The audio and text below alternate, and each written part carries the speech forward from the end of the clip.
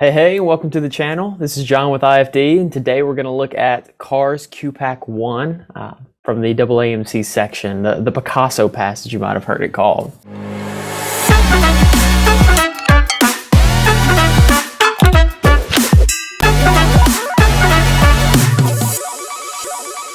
This is going to be a little bit more of a raw video. I'm just going to walk through this passage, read it, show you how you should be reading it and interpreting it, format a main idea, and then answer the questions in front of you. So you'll get to see kind of what all of this should look like live. But if you haven't watched our CARS main idea video, you should definitely go and do that so that some of this kind of makes sense. But this is what it's going to look like in a real life process or real life application. So let's go ahead and jump right into it. So this is the famous Picasso Passage. If you ever see Picasso Passage or anything like that on Reddit, you'll know exactly what I'm talking about. It's a pretty well-known one, and it's for a good reason. It gives a lot of people a lot of issues, but let me show you why. So the first thing I do whenever I'm taking a CARS passage, I'm going to go ahead and read the title. It's called Creating Minds. It doesn't really give me anything, except it's telling me maybe you're looking at some kind of like art or literature or reading or something like that. But let's jump right into it. So what I'm going to be doing right now is I'm going to be active reading. Okay, so I'm going to read it out loud to you, and then I'm going to kind of summarize some of my thoughts for you. And everything that I would say to you is what I would actually say to myself, even the dumb jokes. And so it's going to take a minute whenever I'm reading it out loud. So go ahead and throw this on 2 times if that helps you. But whenever you do it in your brain, it's pretty quick. You can get through all these passages in 3 or 4 minutes. Anyways, let me jump right in. It says from 1890, when he was 9, Picasso's family saved virtually every scrap of paper on which he drew. That makes sense, right? He's stinking Picasso. Harbingers of Picasso's later genius appeared in fragmented and distorted aspects of form and scale, depictions garlanded by numerical and alphabetical symbols, a proliferation of... Okay, this is getting really wordy. I'm already confused. And so what I do whenever I get confused like this is I will break up the sentence. And commas are a great place to break it up. So let me figure out what it's saying at the beginning. It says harbingers of Picasso's later genius. So harbingers meaning, I guess like things that are going to foreshadow or show his later genius. So what we know Picasso for today. Appear in fragmented and distorted aspects of form and scale. Okay. So this showed that he was going to be good. His depictions garlanded by numerical and alphabetical symbols. This showed he was going to be good. Proliferation of Trump, whatever that means.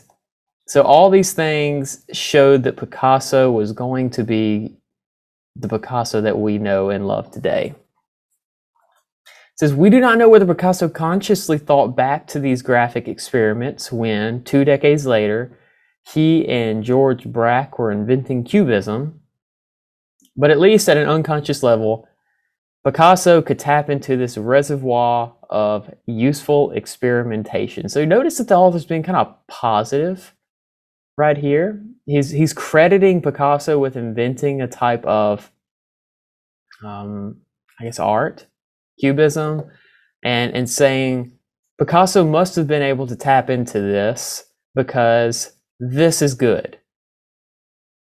Okay, so that's what makes Picasso good in the author's eyes. So this is kind of formatting the lens through which we want to interpret this passage, which is this stuff is good. This is what's classic Picasso to the author. Okay, the standard story. Okay, already let me go ahead and stop you. The standard story. Okay, if the MCAT ever says the standard story or typically or classically this is seen as, just know that they're about to disagree with it, right? Because nobody ever says the standard story is X and then agrees with that, right? Like you wouldn't say the standard story is that Chick-fil-A has the best chicken sandwich, but the actual truth is that Chick-fil-A has the best sandwich. No, you wouldn't say that. You'd be like, the standard story is that Chick-fil-A's is great, But in reality, the better one is Popeyes or something like that. So you see standard story, they're about to disagree with it. So let's see what he's disagreeing with. The standard story of Picasso is that his precocious talent, whatever this word means, enabled him to surpass without effort all other artists in his milieu. I don't really know what this means either, but I'm going to essentially say that this standard story is this idea that Picasso was just this goat, right? Like he was just born. This can be my drawing of a goat. Do goats have udders? This goat has udders. They have horns though, right? A little tail. All right, so that's a goat. That's Picasso. So that's the standard story of Picasso, is that he was born just a crazy talented artist that could paint like this. That's the standard story. However, it's worth considering Picasso's own opinion that what is often considered early genius is actually the naivety of childhood. So Picasso says, no, I wasn't the goat. I was just being a dumb kid, right? Like, you might have thought it was genius, but this was just the naivety of childhood. Like, I was just painting. He says, it disappears at a certain age without leaving traces. Okay, so Picasso thinks that this disappeared. Okay, so what made him good has disappeared with no traces. This is the author saying, it is possible that a young child who shows unusual flair will one day become an artist, but he or she, and then he begins quoting Picasso again, will have to begin again from the beginning. I did not have this genius. Okay. Anytime that the author of the MCAT is going to bring in quotes or facts or anything that they're choosing to put into the passage, it is to help their argument. Because if he thought this was going to hurt his argument, he wouldn't have brought it up. Right? So even though you're probably thinking at this point that the standard story of Picasso is correct, it seems like Picasso disagreed with that, which means that the author bringing it up means that the author is probably going to disagree with that as well. So Picasso and the author think that he did not have this genius as a child. For example, my first drawings could not have been hung in a display of children's work. It could not have been. These pictures lacked childlikeness. We get to the real culprit. They weren't childlike. At a youthful age, I painted in a quite academic way, so literal and precise that I am shocked today. At an exhibition of children's art, Picasso once quipped, when I was their age, I could draw like Raphael, but it's taken me a whole lifetime to learn how to draw like them. Okay, that sounds like a bumper sticker, but hang in there and figure out what he's really trying to say. He's trying to say that even though the standard story is that he was always born with this crazy ability to paint these awesome abstract paintings, or I think he's the abstract guy. Yeah. The true story, we'll just abbreviate it TS, is that he was born like structured and he could draw well, but he had to develop that it factor. We'll just call it the it factor, which is just this like idea of this creativity and things like that. So he had to develop that it factor. Keep reading. It says, in such remarks, Picasso exalted children's productions, but also distanced his youthful self from the romantic view of artistic talent. Okay, so it's just further support. He's distancing himself from this. He's saying, I did not have it. It's true that the works preserved by Picasso's family support the notion of Picasso as an aspiring academic painter. Okay, as his father was, and not a charming naif. I don't know what that is, but it sounds mean. Maybe like a naive kid or something. Okay, so these works show him as like an academic painting. However, okay, this is important. Anytime you see a transition word like however, therefore, something like that, generally immediately following it is going to be the author's opinion. Okay, so write that down. Transition words usually precede the author's opinion. Let's see if it does this time. We lack drawings by Picasso from his first 8 years, and so cannot determine the resemblance of his earliest efforts to those of other children. They didn't really tell us too much, right? It's pretty much just saying, we just need to throw this out because it doesn't tell us much. Moreover, his youthful caprices and marginalia may have been as crucial in his artistic development as his formerly conceived early paintings. Moreover is another one, right? So that's a transition word, and he's just saying it's more. This is running a little bit deeper than the standard story. My own conclusion. Oh my gosh, he's going to tell us the main idea right here. My own conclusion is that Picasso's output during the first decade of his life was unusually skilled rather than frankly precocious. Okay, so he was very skilled, but he was not precocious. Okay, but that no word short of prodigy can describe him in his progress, his spectacular progress over the next several years. Okay, so the author, ask yourself, yes or no, does the author like Picasso?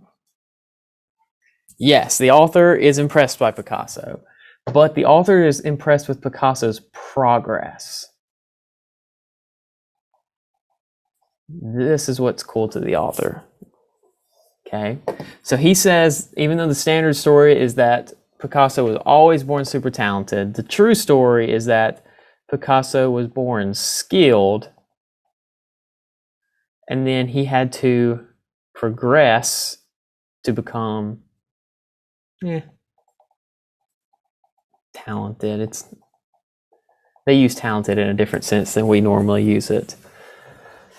But this right here, this arrow that describes his progress is what the author is most impressed by. All right, so we'll keep reading. It says Apollinaire asserted that there were two types of artists. The unreflective virtuoso, who relies on nature, and the cerebral structure, who relies on understanding. Okay, this is kind of like out of left field, right? You're like, okay, who's Apollinaire? Is he an artist? What's happening? So let's keep reading and see where this goes before we really try to summarize it. I want to make sure that we've got everything in mind before we summarize it.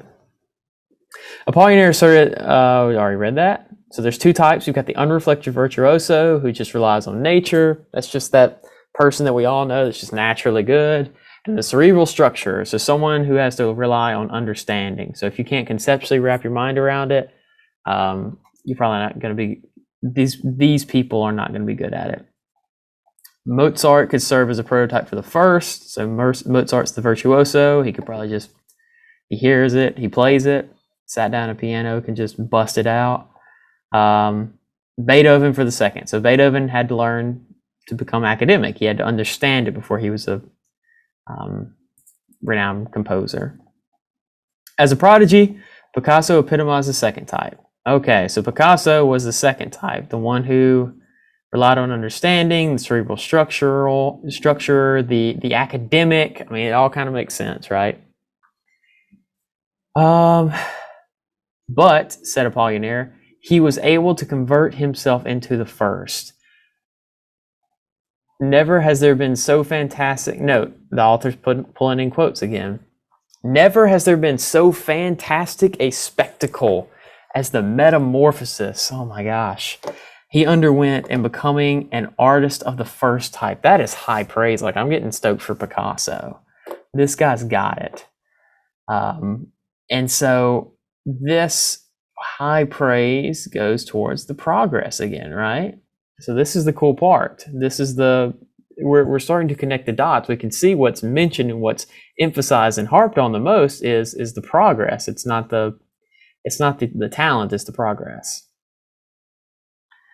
Picasso himself sensed the paradox of this transformation when he complained to Gertrude Stein, "If I can draw as well as Raphael, I have at least the right to choose my way, and they should recognize the right. But no, they say no."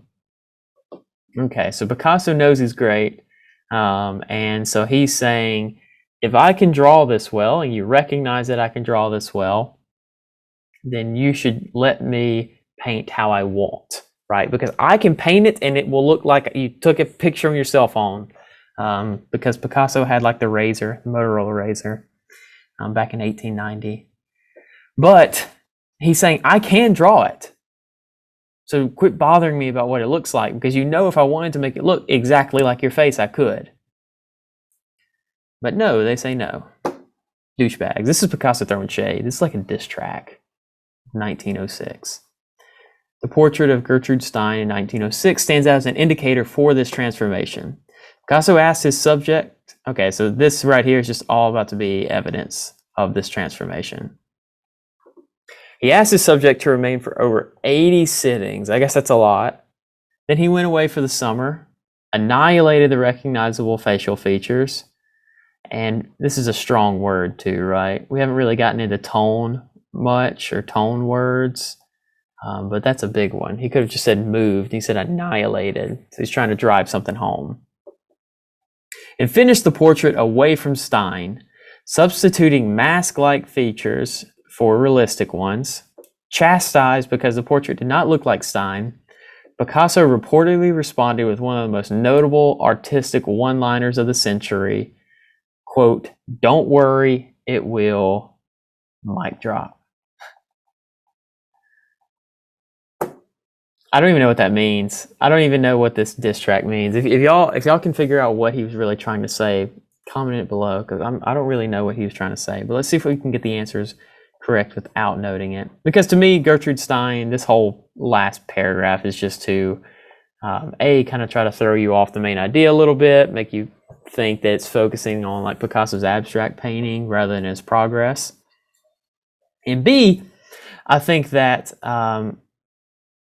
it's probably just there to serve as like I said, an indicator or proof of his transformation. So I'm not going to put too much weight on that.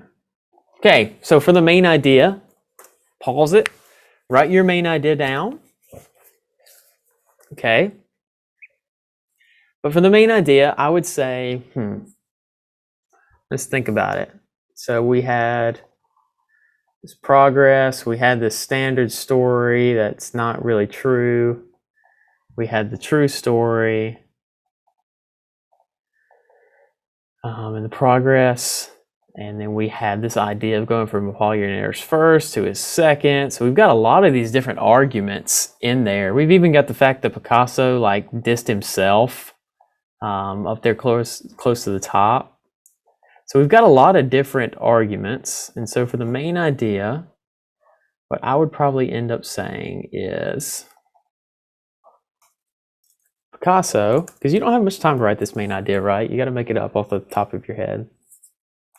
So I would say Picasso was skilled, but not, this is dumb, but fantastically talented or whatever, when he was young. Okay, so that's a nice little succinct one statement. He worked to develop childlikeness, moving from Apollinaires first to second. Alrighty, so that kind of summarizes up a nice portion of it. Cuts out some of the fat. Some of this stuff you can interpret from, for example, I don't have anything about Picasso dissing himself, but you can interpret that from some of the rest of it. So, but we still have the main idea. We have what the author was trying to drive home, which is that the standard story is wrong, and the true story is that Picasso was skilled as a kid, but he wasn't that guy. He was not that guy. Picasso never wanted to be that guy. Okay, let's take the questions. First one says, according to the author, Picasso's artistic achievements were in large part the result of his what? Okay, so this question is just asking, why was Picasso successful? What is the author's story of how Picasso became successful? Remember, what was so cool about Picasso? He progressed. Okay, let's think about this. Retention of the effortless genius of childhood. No, the author didn't think that he had effortless genius, right? He's like, no, he had to work at it. He had to progress. So I'd say maybe not A. B says rejection of the art movements of his time. I don't remember anything about that. C says his practice of making multiple revisions and amendments. No, he's been able to draw like Raphael since he was like a 3-week-old fetus. So I'd say maybe not. And then D, learning to work. I already like it from the first word, right? Learning to work with apparent spontaneity. Okay, yeah. It talked about childlike spontaneity and stuff like that. And so D is the only one that shows progress. So I feel pretty confident saying D. We'll confirm. Yay! Nice and green. Got it right. Number 2. The word nature is used in the sense of, okay, where was nature? I don't like going back to the passage, but if it tells me where to go or it like uses a word and says, what does this word mean? I'm going to go find it, right? Like that's too easy. I'm pretty sure we talked about nature whenever we were talking about polygoners first. Yeah, right here. The unreflective virtuoso relies on nature. Okay, so it's basically saying what does nature mean right here. So what I'm going to say, what's the unreflective virtuoso to me? How did I view it? He's like that person that's really annoying that because they just pick something up and they're super good at it already. And you're like, oh, that's cool. I've been trying to do this for 6 years and I can't, and you can, so that's cool. And so we think of it as like, we call it talent, but let's see. A says objects and scenes of the natural world. No, that's like 5th grade science nature. It's to say maybe not. B says elementary aesthetic principles. I don't hate that one because we are talking about painting. You probably need to know these principles. But if we're saying that these are like, this is like an artist, this is a professional, I don't think that you would want to be focusing on elementary principles, right? Like I would think that you would want a stronger choice than that. So I'd say maybe to B. It's better than A for sure. So he says intuitive artistic mastery. I like the word intuitive because that's kind of what we were talking about, right? Like this person's just crazy talented. They just pick it up and they're great at it. That's kind of intuition. Mastery seems a little bit strong. So I'm narrowing it down between B and C right now. D says uncontrolled creative impulses. I don't like the word uncontrolled. It's not like Mozart it's not like Mozart was just walking around and he's just like piano and just freaking smashed it and couldn't help it. Just had like a nervous tick where he started singing symphonies. So I don't like uncontrolled. So I'll say maybe not D. I do like creative, but uncontrolled impulses just sounds a little weird. So between B and C, I think I like C better. B is a lot of it too weak. And C, intuitive mastery. I mean, that just sounds like the person that relies on nature. They just sit down and they're great at it. So we'll see. There you go. All right, so C is correct. This one says, what's the author's response to the standard story? Oh, we got this one. About the origin of Picasso's genius. Okay. What does the author think about the standard story? Thinks it's trash, right? Disagrees. So let's read it. A, acceptance. Probably not, but I'll read it. This is what a good tutor would do. Does the author accept the standard story that Picasso was born the goat and didn't have to work hard? He accepts it because Picasso's early drawings are described as unusually skilled and his progress as spectacular. That's not the standard story. So what they just said right here is not the standard story. It's what the author agrees with, but it's not the standard story. That's actually a pretty cheeky little trick. But no. So it doesn't fit the question stem, so you can say maybe not.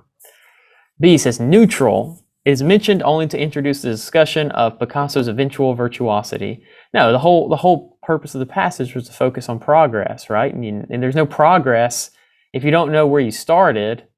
You just focus on where you finished. Well, then that's not progress, right? That's just where you finished. Something like that. Be stupid. C says revisionist. It is presented as applicable only to Picasso's earliest efforts. I don't hate the word revisionist. I mean, I think the author was saying like it's pretty close, but you just need to do a little tweaky. But it says presented as applicable to only to Picasso's earliest efforts. Okay, if you see words like only on the MCAT or always or never, you better be confident in that, right? So usually when you see these like strong words that don't allow for wiggle room, then you're going to mark those out. Those are not going to be the right answer generally. So, but regardless, it's not a true statement, right? Like these were applicable to his later efforts too, right? Like whenever he was painting our boy Gertrude Stein. What a name. So say maybe not C, so that leaves us with D. Let's see if it's right. Picasso's earliest drawings are presumed to be not especially precocious. Okay, I think we talked about precocious just meaning like foreshadowing future success or indicative of future success or something like that. So that would make sense, right? Like the author does not think that Picasso's early drawings proved what he was going to do in the future. He just thought that they were like skilled, but he wouldn't have picked up his early drawings and be like, yeah, this guy's going to be one of the most famous painters of all time. He just would have been like, well, this cat daddy can draw. You know, we all knew somebody like that in elementary. Mine was named Garrett in my school. Garrett, if you're watching this, shout out. Don't kill me. He's a Marine now. Okay, thank you, Garrett. We got it. He was right. Okay, the assertion that Picasso's early productions contain harbingers of his later art. Okay, this idea that, so I'm gonna rephrase this as the idea that Picasso's art foreshadowed his later success is not clearly consistent with which information. Okay, so let me put that in my mind. His early stuff containing foreshadowings of his later success is not consistent. Okay, so I'm looking for something that's probably going to show that his early stuff wasn't great. Okay. The way Picasso described his first drawings. Yeah, I mean, he was pretty critical, right? He was like, I was horrible. I was doo-doo caca. I was stupid and fat and ugly. He said stuff like that. You might have skimmed over it, but he said stuff like that. Yeah, right here. So I'll say maybe A. B said the distortions of form and scale in these works. No, that was whenever this guy was droning on about how awesome his stuff was. So this would be a harbinger of his later art. C says the lack of drawings from his first 8 years. That was used in like a really dismissive thing. That wasn't talked about a ton, so I don't really like that. It's not pulling from the main idea at all. So maybe not C. And then D says the playfulness of his graphic experimentation. I don't remember him talking about that at all, but I'm going to interpret this in light of the main idea, because I always do. And that's this idea of progress. So him becoming great is not consistent with what? No, that's not the proper restatement. This is asking for the standard story. So which of these goes against the standard story? The way he describes his first drawings. I'm not super confident. Let's hope I got it right. Yay! Okay, good. Number 5 says, which of the following innovative forms of art that are identified with Picasso most clearly exemplifies his own implied goals? Okay, so what were his goals? He wanted to paint like a child, right? It's taken him a whole lifetime to learn it. So it's probably something he values. So I'm going to rephrase this as, which of these shows childlike spontaneity? Which of these looks like it would be painted by a child? Sculptures constructed, okay, no kid's going to sculpt anything. Constructed of various surprising found objects. Well, the finding objects kind of sounds childlike. but nobody's going to sculpt anything. You don't even know what that word means until you're like 26. So B says blue period paintings with muted colors and elongated figures. It sounds super depressing. So probably not B. C says plates decorated with boldly colored, simply indicated faces. It sounds like something a kid would bring home, right? Show their mom. Their mom would put it up on the fridge. D says single tone paintings with, quote, hard edge, multifaceted perspectives. Okay, so D and B both need to go to like a child psychiatrist. And then A just needs to be told to pump the brakes because he's sculpting things. So painting like a child is going to be answer choice C. That's going to be the only one that looks childlike. Feel good about that one. Okay, perfect. 2 more. Which passage information provides the strongest reason to suppose that Picasso had always been an artist of Apollinaire's first type? What's his first type? Relied on nature. Okay, so that's actually the standard story rather than the true story. Okay, so this question is just saying which of these supports the standard story, that Picasso's always been that guy. He's always been a great artist. He quipped that as a child he could draw as well as Raphael. Well, maybe. I mean, that's pretty... If you can draw like Raphael, then it's pretty good. B says his early drawings indicate exuberant experimentation. I kind of like B too.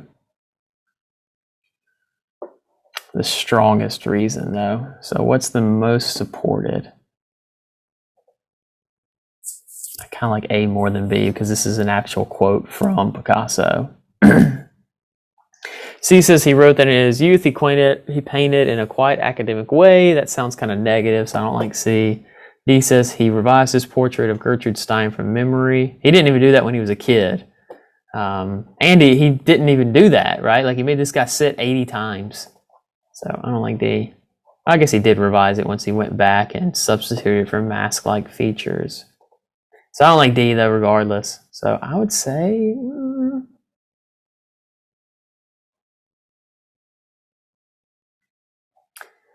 let's go with answer choice.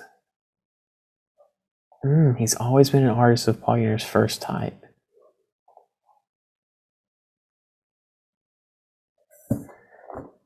This is a tough one. What do you all think it was?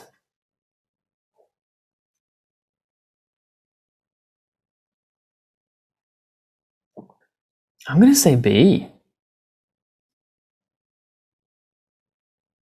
Because if he can paint as well as Raphael, whenever they talked about this, okay, so this is what my mind is thinking right now.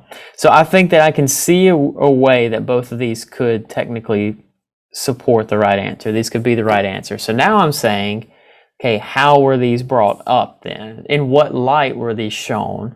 And so A, whenever it was talked about, was shown in a light of, yeah, I could paint like Raphael, but that wasn't good. That did not show that I was Apollinaire's first type. That did not show that I was a unreflective virtuoso. That showed that I was a cerebral structurer. Whereas B was brought up early whenever the artist was talking about like, oh yeah, like Picasso was great. I mean, like he even in his early drawings, he was really experimental and things like that. So I'd say B. I'm nervous. Yay! Okay, cool. So that's why B is correct then. So it was brought up in a more positive light than answer choice A. They both kind of supported the main idea though. The author's characterization of Picasso's artistic aims suggests that the retort, oh, they're asking us about this quote. Don't worry, it will. Okay, what did this quote mean? What did the mic drop of the century mean? Okay, the painting was intended to portray Stein as she would probably look. Oh my gosh, there's a girl named Gertrude. It's rough. Not to mention she was like around the Spanish flu. This chick just had a life. Okay, so old Gertrude was intended. This is how she was going to look when she was old. I don't think so, right? Like, I don't think that when you're old, you get super mask-like features. If you've ever seen a Picasso painting, it has like eyes down here and stuff like that. So I'll say maybe not.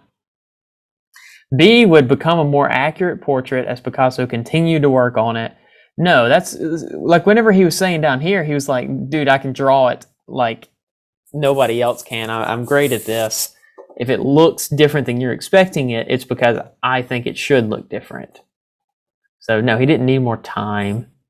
He sat 80 times for it. C, he was concerned with pictorial qualities other than a literally accurate likeness. What does that even mean? Pictorial qualities. Okay, I just like it because it's saying he wasn't going for literally accurate likeness. And so, I mean, if he wanted it to look super accurate, if he wanted it to look like a photograph, he could have made it look like that. But he was concerned with things outside of accurateness of the picture. So maybe C. D was an attempt to teach viewers to look at portraits in a more analytic way. No, he wasn't wanting analytical, right? He was wanting you to look at this like as a child would. He likes this childlike spontaneity. He liked how kids would just say things and paint things, and he thought that there was a lot of value in art in that. So he was concerned with pictorial qualities other than a literary accurate likeness, and that kind of matches up with my main idea. So I'd say C. And there you go, 7 out of 7. Alrighty, so that is the famous Picasso Passage. Nothing too scary about that. Thanks for checking it out, and I will see you soon.